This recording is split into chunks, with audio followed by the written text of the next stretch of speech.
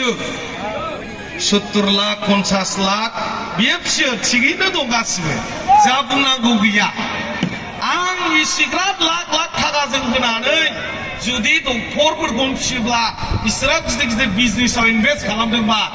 आं होयो आं मालिक होनदों बियो मानसिया बेहाबो बदे फिसाजो फिसाला दं आंखौ मिन्थिनांगौ आं मोनसे हस्पिटाल सालायो आंनि हस्पिटालाव सासे डाक्टारनि इनकामा मिनिमाम 15 लाख मान्थलि दा बेबायदि डाक्टार आंनाव खयजन दं सानदो होमबा 15 लाखनिफ्राय 18 लाखसिम सासे डाक्टारा खामायो मासावहाय आंनि हस्पिटालनिफ्राय दा आं बेनि मालिक दा आं बियो भेनिटि भेनबो लानो हागौ आं बेनिफ्राय देरसिन भेनबो लानो हागौ दा आं बेखौ गामिनि दमाव लादों हाग्रामानिफ्राय फैसा बिनानै लायाखै दा नोंखायनो मानसिफोरखौ मिन्थिनांगौ आंनि गाननाय जोमनायखौ मरेल पुलिस जानो नाङा आं खानाय हसारो ना आं नेकलेस गानो बे गासिबो आंनि सकनि बुस्थु दा बेखौ आङो गावनि दमावहाय गावनि गोसो मथे खालायगोन आरो दानि जुगनि मानसिया सोरनिबा थिननायजों सोरबा खानाय खाथरा सोरनिबा थिननायजों सोरबा मेकआप खालामनायखौ बन्द खालाया सोरनिबा थिननायजों नोंथांमोनाव फिसाजो दं मिन्थिगौ जों 70 लाख 50 लाख बियो फिसो थिगैनो दं गासिबो जा बुंनांगौ गैया आं इसिग्राब लाख लाख थाखाजों होनानै जुदि डक्टरफोरखौ फिसियोब्ला बिसोरो गिदिर गिदिर बिजनेसाव इनभेस्ट खालामदोंबा आं होयो आं मालिक होनदों बियो गाव बुंदों आं मालिक आंखौ मानो क्रिटिसाइज खालामो दा बुखि होनदों रावबोथ' बुखियाखै नाथाय रायजोनो माबायदिखौ नांगौ बियो जाहैबाय जानाय थानाय स्टेन्डार्ड थायो नंगौ जा बुंनांगौ गैया नाथाय रायजो राजानो माबायदिखौ नांगौ जाय बेक्तिया नोंथांमोनजों थानानै जिरायनानै अराय सम होनानै फंसे फंनै दुखु सुखुनि खोथा रायलायनानै रायजोनि गेजेराव थांनानै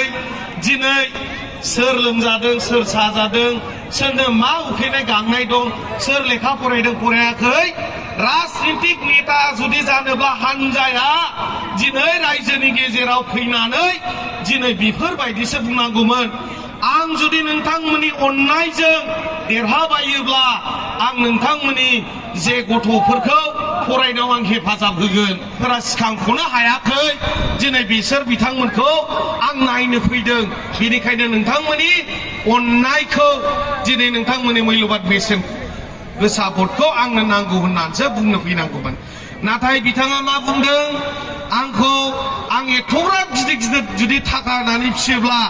आं बिसिबां स्टेन्डार्डआव थायोसो होनदों अब्ला नोंथांमोना सानदो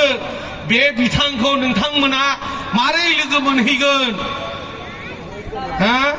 नोंथांमोना खाथियाव थांबाथ' नै दा ओरै थांबानो मारैबा मोनामबाबो जोंहा सहायनो हानाय जोंहा मानो मा हावरिया मावरिया दुखुथिया गासैनि जों थानाय मोनसे हुदा दङसै नङा होनबा दा बेनो जों सोरखौबा बेबायदि जानांगौ রাজনীতিকের নেতা যদি হইতে চায় ওরা সব শ্রেণীর মানুষের সাথে মিলজুল হয়ে থাকা ওই বাস হইতে লাগবো কোনদিন একটা এমএলএ পড়াশোনা করিয়া একটা এমএলএ হয় নাই এই যাই গরিব ওরা নিজের মূল্যবান ভোট দিয়েছেন ওরা মানুষ হয় কিন্তু ওরা এরকম জাম্মা করে তোরাকে খালি কব এই আসেন আমি মাটি পাট্টা দেব সেটা তো ঠগাইলো ঠিক আছে এখন কি কইতাছে আসেন আসেন আমার সাথে থাকেন চেংরাগুলাকে বলবো স্কিম নিয়ে আসেন তোরা কাজ করে নেন কত লাখ টাকার এমনি কত ঠকাবেন ভাই ওই জন্য যাই এমএলএ হওয়া ব্যক্তি উনি সবার সাথে সবারে ধর্ম নির্বিশেষে সবার সাথে মিলজুল হয়ে থাকতে লাগবে তা আমার অলপ ক্ষতি হয় মুসলিম ভাষা কইতে दा फंबायमोना दैदेननाया माबायदि प्रमद सारनि नीति आदर्शआ माबायदि दिनै जोंनि गेजेराव देख मुस्लिम भाई दं बाहाय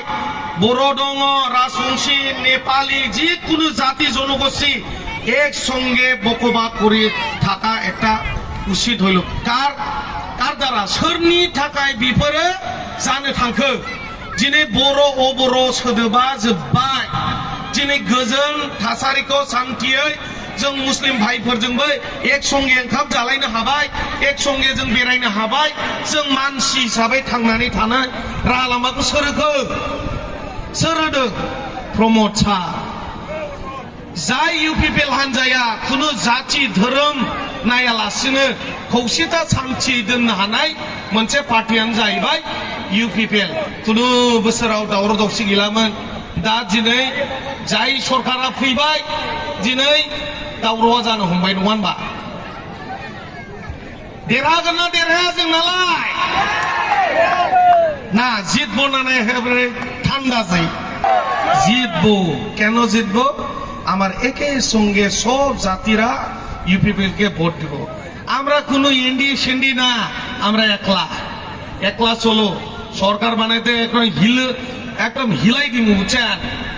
সব ইউপিপিএল সব জায়গা জিতবে সেটা 100% बेनिखायनो जे आदर्श नीतिजों